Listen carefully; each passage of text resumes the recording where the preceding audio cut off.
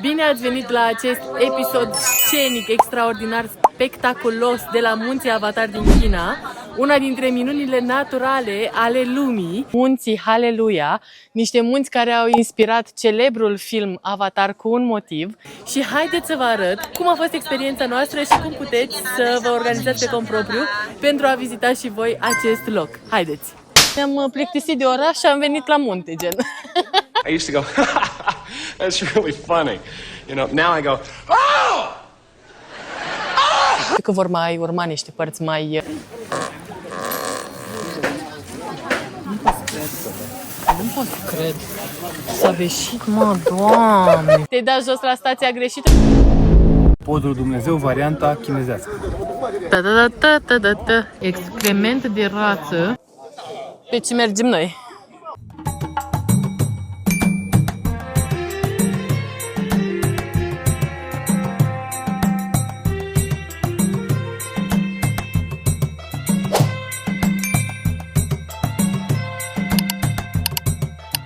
Plecăm în Zhangjiajie. Nici asta nu știu să pronunț, dar știu să ajung acolo, aparent. Acolo mergem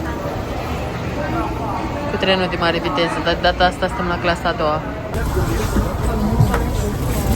Ce ăsta din față face video call cu familia, să-i arate că stau străini în spatele lui. Și fac și eu video call acum cu el care ne-a arătat pe noi. Când ajungeți în orice gară, în aeroport, oriunde, nu mergeți la secțiunea taxi, trebuie să mergeți la e-hailing. Acolo mergeți și dacă vreți să dea de la o parte din calea voastră, îi filmați să se liniștesc. Ia uite-l! Din Zhangjiajie, de la gară, am luat un taxi care o să ne ducă direct în Wulinguyan. Wulinguyan, locul unde suntem noi cazați, este un sat de lângă Zhangjiajie, dar este foarte aproape de Parcul Național și tocmai de aceea am luat așa cazarea.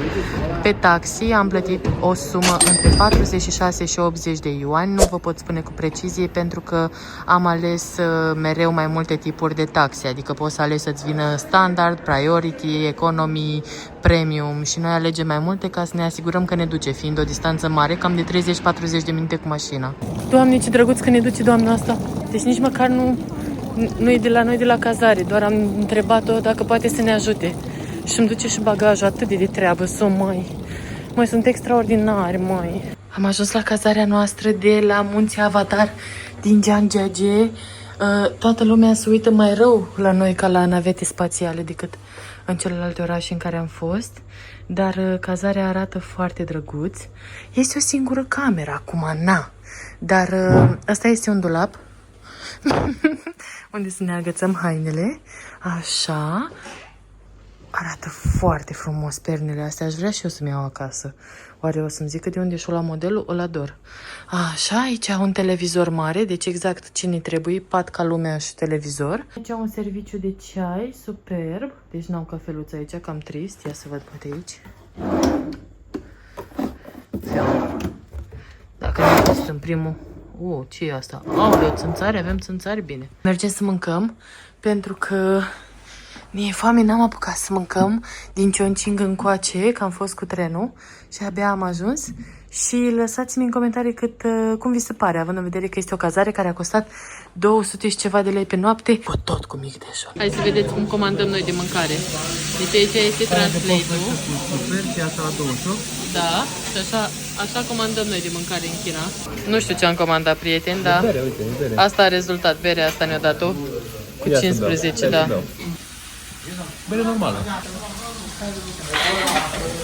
Bună! Deci ne-a venit mâncarea. Aici avem burtica de porc, adică piept de porc la noi, cu ceapă. Este senzațional, am gustat ceapa și n-are... She. Thank you! Astea sunt urechile. Asta e orezul cu legume. Ne-am comandat vreo 6 feluri, nu știu cum o să le mâncăm dacă așa vin toate. Eu am crezut că o să vină porții mici, dar arată super bine. Ia că vine cu spectacole.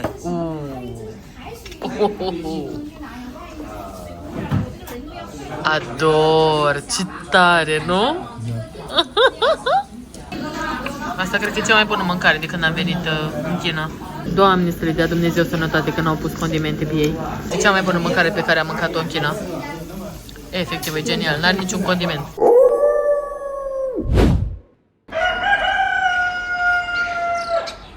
Bună dimineața din Vulinguian și știu că n-ați mai auzit de acest loc.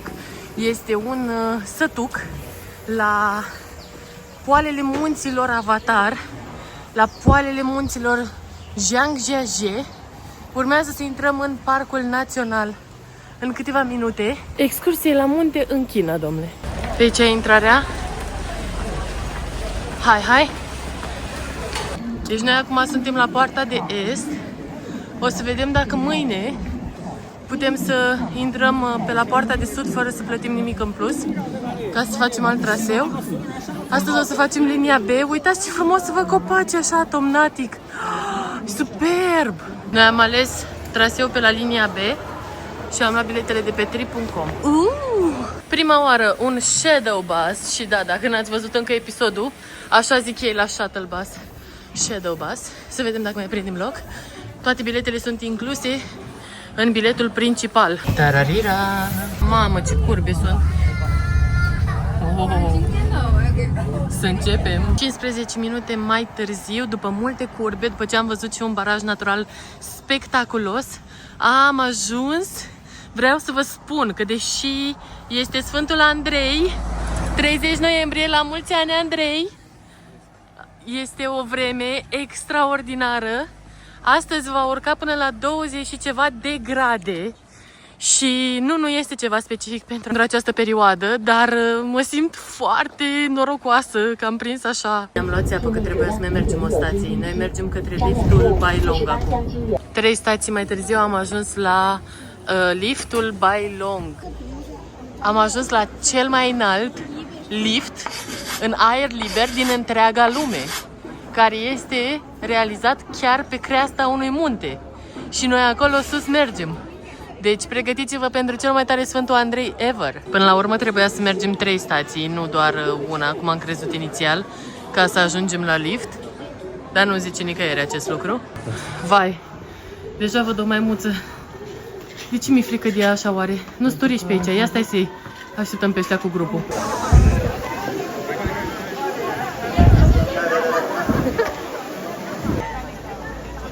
Doamne, trebuie să nu zâmbiți cu dinții, pentru că se simt atacate. Au și puiuți. Ia uitați puiuțul. Ia uite puiuțul. Ah.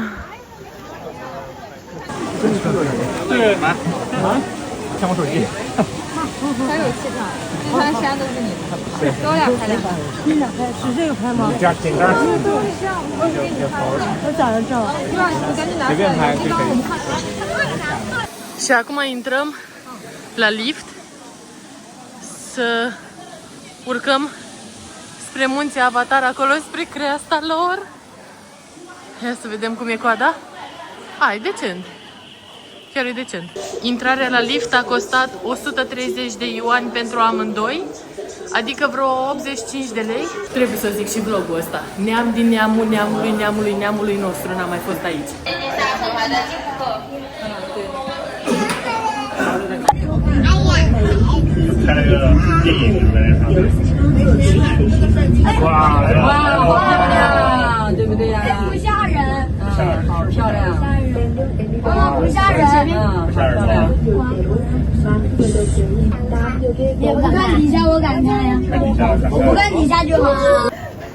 Unul dintre cele mai frumoase locuri de pe pământ. De la lift am mers la dreapta către cea mai panoramică scenă. Nu. De aici mai luăm un autobuz. Cu acest autobuz o să mergem la Yuanjiajie. Și aici sunt o grămadă de tarabe de mâncare. Ce interesant arată aia. N-aș mânca, dar zic așa ca idee. Asta este Stinky Tofu. Acum mergem către cea mai frumoasă priveliște. Doamne, încep să văd ceva de printre copaci. Am emoții. Doamne!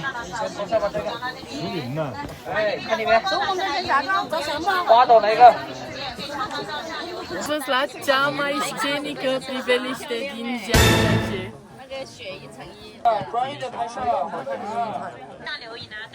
Doamne, cât e de șmecher!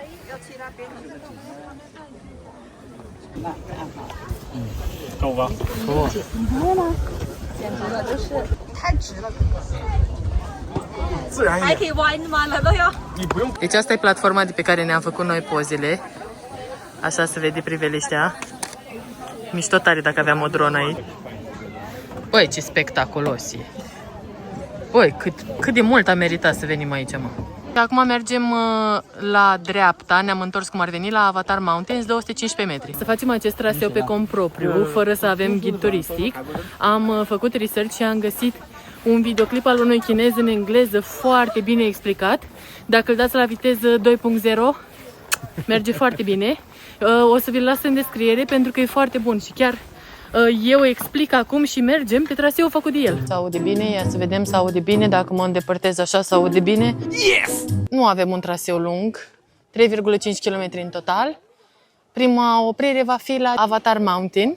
Ăștia sunt Heaven and Earth Pillars. Foarte aproape a fost oprirea. Și ușor traseul de aici, mi se pare fezabil chiar și pentru persoanele care nu au o condiție fizică foarte bună.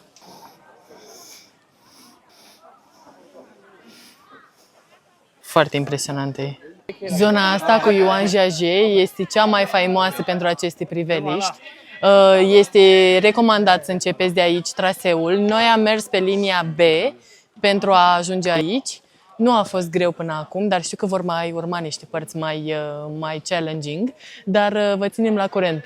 Momentan este excelent, sunt foarte multe toalete și locuri de unde puteți să luați apă, ceva de mâncare. Și acum o plimbare de 1 kilometru către primul pod din lume. Biletele le-am achiziționat de pe trip.com, dar dacă am fi luat de la cazare, le-ar fi luat ei pentru noi, am fi avut o reducere de 10%. Totuși, pentru că eu am probleme cu încrederea în oameni, m-am gândit să le iau eu, să fiu sigură că sunt luate pentru datele potrivite. Pentru că e destul de greu să te înțelegi cu ei și să înțeleagă mesajul, chiar și prin scris. Vă dau un exemplu. Le-am zis, bună, mă numesc Elena, număr de confirmare Booking, etc., etc., pentru că am luat cazarea prin Booking. Și au zis, bună, care este numărul confirmării de rezervare? Și am zis, ți l-am scris în prima propoziție. Pentru că cam așa s-ar sumariza interacțiunea noastră. Aici am găsit altă tarabă cu mâncare și este și mâncare gătită. Tofu, omlețică și așa Andrei de aici un suculeț. Mamă! Mamă! Ăsta e Stone Pillar.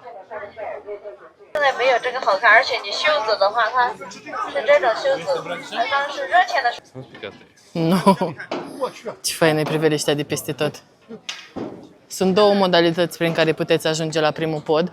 Noi am ales traseul de pe partea stângă. Pe ce mergem noi?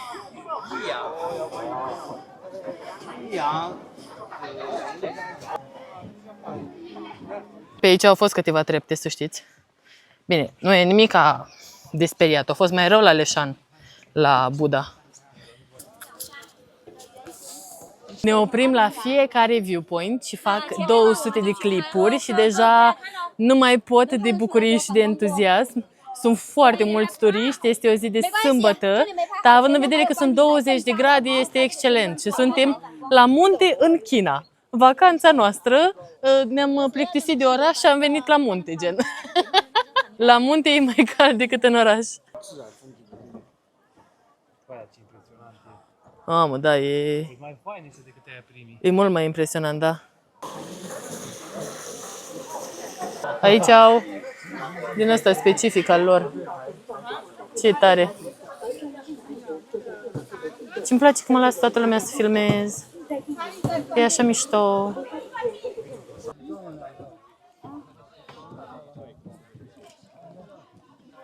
Deci nu face justiție, nu face dreptate telefonul, cum se vede în realitate. E imposibil să surprinzi ceva Doamne! E foarte tare pentru că, deși sunt foarte multe puncte de panoramă, perspectiva pe care o avem asupra munților e diferită. Adică în fiecare unghi vezi altceva. Cu cât ne-am îndepărtat așa de punctul central, parcă este din ce în ce mai liber, din ce în ce mai frumos. Am meritat complet. Noi pe această excursie am cumpărat biletele pe cont propriu și am dat $64 de pe trip.com și sunt incluse toate autobuzele, toate mijloacele de transport din interior. Și am fost chiar foarte mulțumită pentru că vin foarte multe autobuze. Adică dacă ai pierdut unul sau dacă te-ai dat jos la stația greșită, cum am făcut noi anterior, ai timp să recuperezi lejer. Ne-am luat de aici de 42 de ioane, adică vreo 32 de lei maximum. Ne-am luat 2 boba, una cu mango și una cu căpșuni, că am remarcat că la asta sunt ei cei mai buni, la fructe. Ia uitați aici. În loc de tort de ziua ta, bei niște smoothie din astea. Care îți place mai mult? Pare cu căpșuni mai bun, parcă, nu? Sincer, nu o spun niciunul. Sunt ok, dar nu. Da, nu sunt așa bune. Nici nu știu ce să mai zic. Da, m-a lăsat fără cuvinte. Și așa e traseul, pe genul ăsta de lemnișor și cu trepte. Nu foarte multe. E ok. Gen așa. Și sunt și băncuții. Și ăsta e traseu. Și ăsta e sărbătoritul. Ăla e prietenul nostru Steve. Steve. Podul Dumnezeu, varianta chinezească. Da, ăsta nu e ăla de pe Shein. Podul nostru al lui Dumnezeu e ăla de pe Shein. Și acolo e primul pod din lume. Acolo își leagă oamenii dorințe pe copaci. Cred că de aici se vede cel mai clar. De aici, cel mai clar. Da. Da, de aici e cel mai clar. Doamne, dar ce impresionant Sau de e. acolo și de jos. Da, uite ce căui. Da. Nici nu-l vezi. De jos de acolo vezi. Xexe. Thank you. Xexe. Dacă o să regretăm, o turtiță. O omletă cu pâine, cu morcov și cu ceapă verde. Părea. Vedem ce mai avem.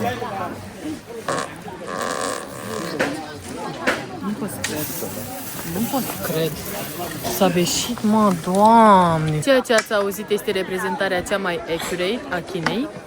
Din păcate, avem niște diferențe culturale foarte mari și acest lucru se simte.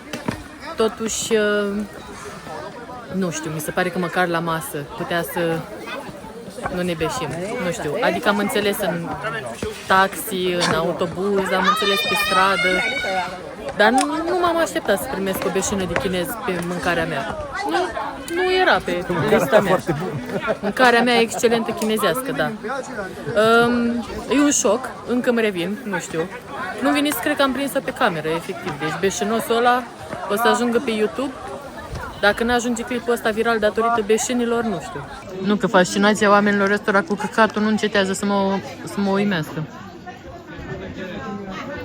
Excrement de rață într-un lemon tea.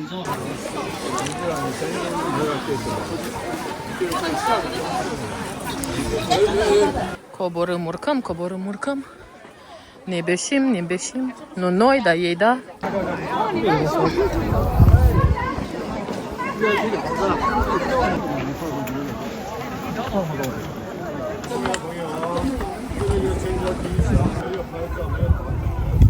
Păi da, că așa fac ei, fac zidul chinezesc, nu mai poți să treci de ei. Dacă se pune brigada de babe, s-a terminat. Hai mă, lasă. Hai vin la în țară. Sunt sigură că în fiecare cuplu care rezistă pe termen lung este unul care este critic și așa rău de gură, eu. Și unul care e înțelegător și care zice, hai mă, lasă-mă. Bă, dar dacă am fi fost amândoi la fel, era imposibil. Ce frumos este pe aici. Toate sunt dorințe. Toate sunt dorințe. Și acum trecem pe primul pod din lume. Ce tare e, uite. Wow.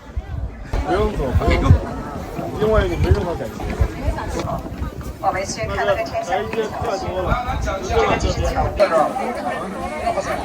Dar cred că asta e capătul, nu trebuie să trecem. Drumul continuă încolo, nu? Nu. Mi-a zis Andrei că ăsta din spatele nostru mă filma pe mine, nu locul ăsta. Nu e să... Așa te vreau. Sunt foarte surprinși de turiști. În 300 de metri ajungem la parcare și o să ne ducă la parter, practic. Nu chiar la parter, de acolo o să mai luăm o telecabină. Dar vreau să zic că de bine este structurată, adică te afli fix deasupra, nu știu, tuturor crestelor acestora impresionante și în 400 de metri, pac, vezi o parcare de autobuze. Ia să vedem în ce parte. Ce parte? Mi-a plăcut mult. Sunt și indicatoare în limba engleză, sunt peste tot indicatoare, sunt clare. Trebuie un pic de research înainte ca să știți ce traseu faceți și care sunt punctele principale, dar chiar e ușor să vă orientați pe aici și puteți să faceți fără ghid turistic și fără grup, ceea ce mie îmi convine foarte mult. Așa. Și hai la parcare. Până acum a fost un traseu de 3-4 ore. Wukong? How much? 有个悟空的贵，有个悟空要200。 Ceri 50 pe amândouă. Ah, no, only this. Frate, nici ți-ai luat de ziua ta. Al Wukong. Cine s-a jucat? Wukong știe. Încă o dată. Și acum către Wulong Village. Autobuz 25 de minute până la Wulong Village. Wukong? Nu. Wulong? De aici, de la Wulong, sunt două alegeri. Pe partea stângă este Yangjiajie și aici, pe dreapta, este Tianzi Mountain. Și noi o să mergem către Tianzi Mountain și vă salutăm. Bye bye! Bye bye, Șeșe! Până la Wulong am mers cam 10 minute cu autobuzul. Aici trebuie să schimbăm, să luăm către Tianzi Mountain pentru încă 25 de minute. Un alt autobuz. Mamă, ce serpentine sălbatice și cum merge șoferul ăsta de autobuz. Doamne, deci zici că n-are o viață de pierdut. Uitați-vă și voi. Cel mai rău drum cu autobuzul din toată viața mea. Ăsta e. Așa, serpentine. 25 de minute, uitați cum sare toată lumea. Mai stăm și în spate. Deci ceva... 下一站前往天子山站，天子山景区。 25 de minute mai târziu de serpentine am ajuns la Tianzi Mountain. Aici este un food court foarte mare, dar miroase nasol, nu știu de la ce. Căutăm priveliștea, dar nu o găsim, aia super scenică. Am găsit acum, în schimb, o statuie de bronz. De la statuii de aici, e un drumuleț așa, prin munți, ca să vedem platforma. Haideți! Deci la Tianzi ar trebui... Video. Iar aici e cel mai tare. Mamă, e superb aici. Îmi place enorm, enorm, enorm. Wow. Asta este cel mai frumos. La Tianzi Mountain a meritat total. Este extrem de spectaculos. Extrem.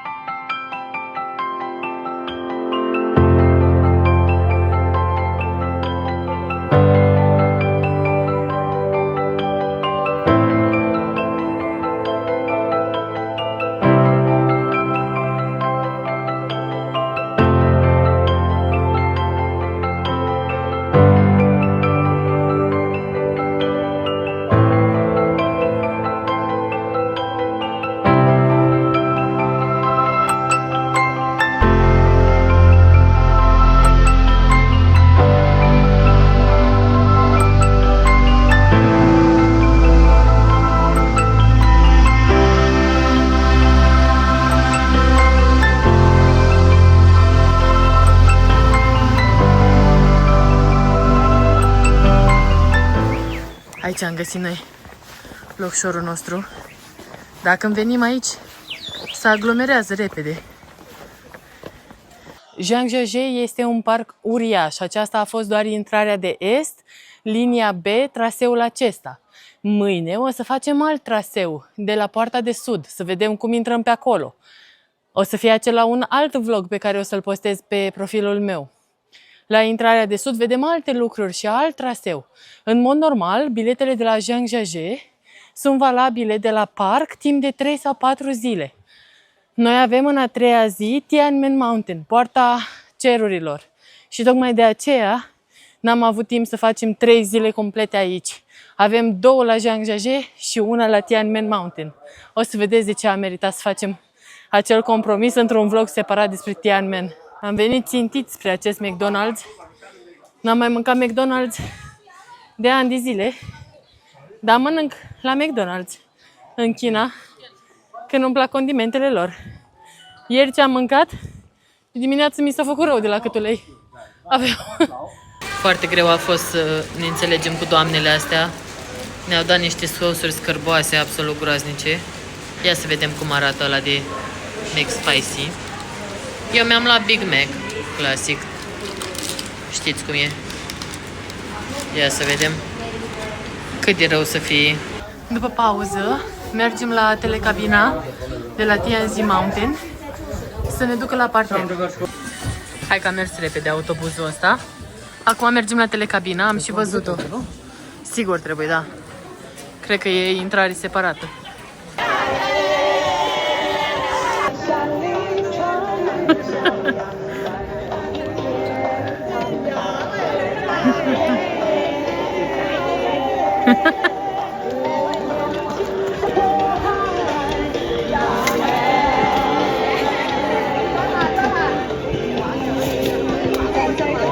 După acest spectacol și această horă chinezească, mergem la asta, telecabină.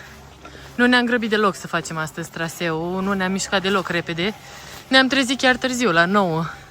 Eram aici, la 9:30. Eu zic că în 6-7 ore maxim sunteți ready cu traseul ăsta. Puteți să mergeți și să mâncați niște pulpi fierbinți și iuți la McDonald's, sau niște stinky tofu, sau niște gogoși umplute cu ulei din ăla refolosit. Acum fiecare cum își dorește. Nu, da, a fost extraordinar. Ca de rață. Da, multă rață pe aici. A fost extraordinar, extraordinar. Asta a fost doar prima zi din Zhangjiajie.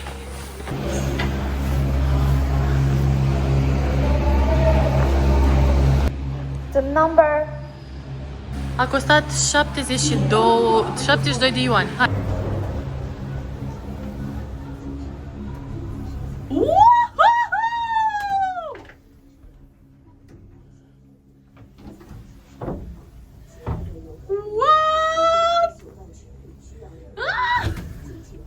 Suntem doar noi doi, uitați-vă ce tare e! Uite că poți să filmezi și în spate!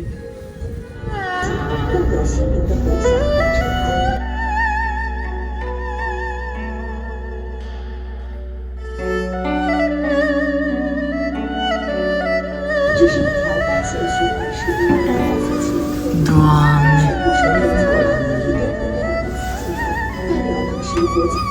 Doamne, câte sunt! Efectiv, nu vine să cred.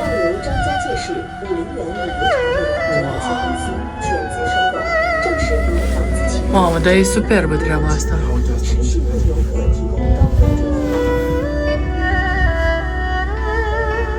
De ce nu merg oamenii cu asta? Costă bani?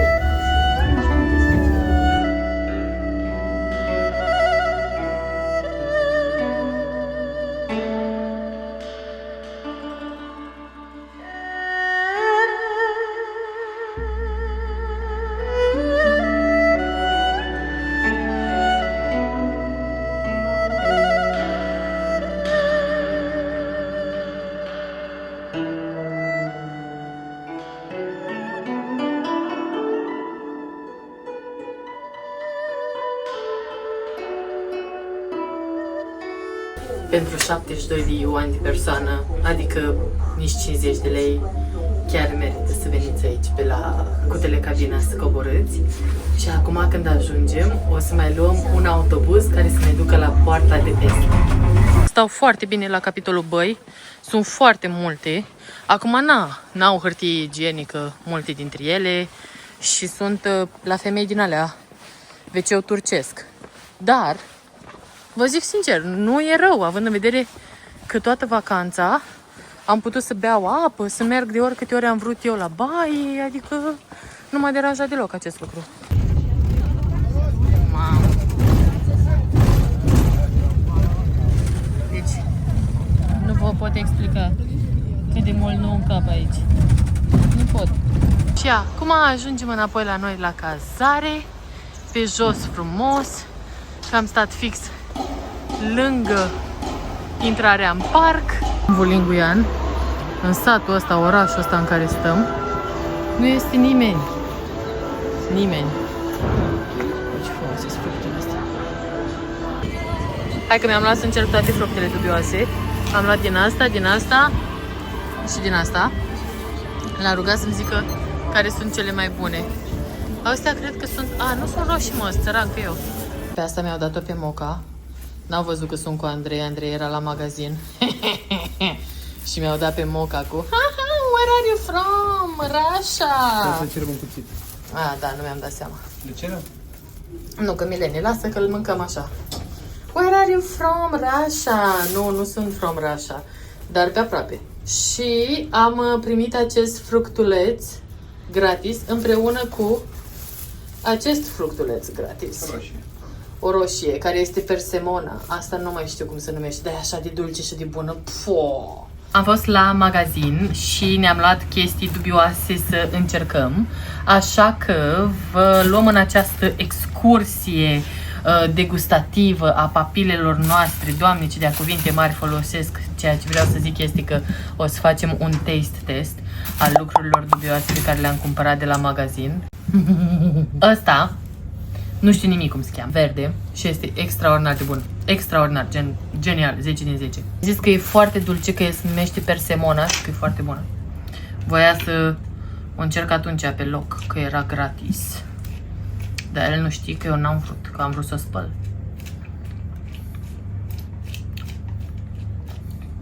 E foarte dulce asta. E bună? E bună. E dulce la modul bun sau dulce la modul... E dulce ca un kaki puțin trecut. Mm-hmm. Asta nu știu să o... Mai vrei? Nu. Are consistența kaki. Nu? Mm-hmm. Dubioșenia asta! Doamne, mie îmi place foarte mult să mă uit la taste test, dar n-am crezut niciodată că o să fac vreodată. Dar nu-mi place. E rea? Nu e rea, dar e acră. Asta a zis că e foarte dulce. Nu știu să mănânc asta. Încercăm asta.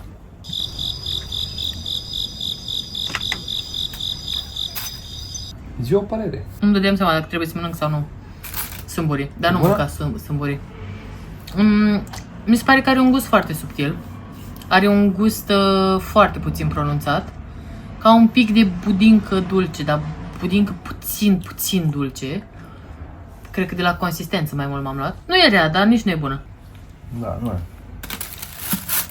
Foarte confusing. Nu ne dau oamenii ăștia un cuțit, nu ne dau că n-au încredere în noi.